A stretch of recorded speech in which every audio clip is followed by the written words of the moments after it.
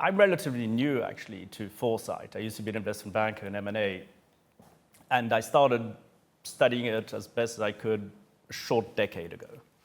And after a few years, initially I thought Foresight and futures was the be-all and end-all, and then I realized, and again, this is a personal assessment, no disregard to anyone in the field, but I felt there was that resiliency was not sufficiently put forward as a primary element to Foresight.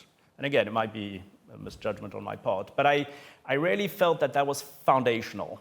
That ultimately, if things are unpredictable and anticipatory, given that you're doing anticipatory work to have possible scenarios to prepare better for many things, not to get the scenario right. So you need that resiliency. Mm-hmm.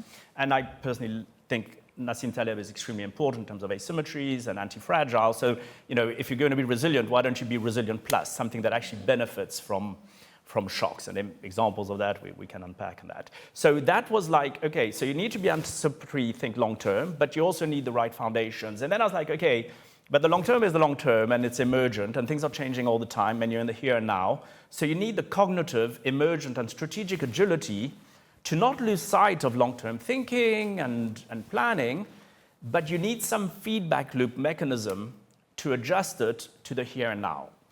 And the enablers for that is you need alignment and agency to make it work. Then to answer your question, so I've been writing about it for some years and that, but I also have a practice, and it's a Foresight strategy practice. I'm on the board of a company in Brazil, for instance, that's called Lux Carbon Standard.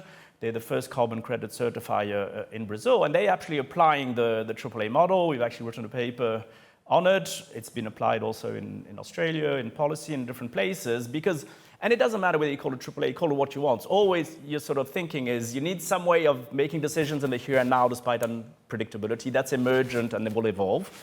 And you don't want to do that to the detriment of also thinking long term, and you need some resiliency for whatever shocks. So for me, call it whatever you want. It's just combining long-term thinking with emergent decision-making in the here and now with resilient foundations. And I'm glad to see that, it's relatively new, but people are finding it relevant, and we have case studies and companies using it, and it seems to be a relevant way of framing things if one wishes to.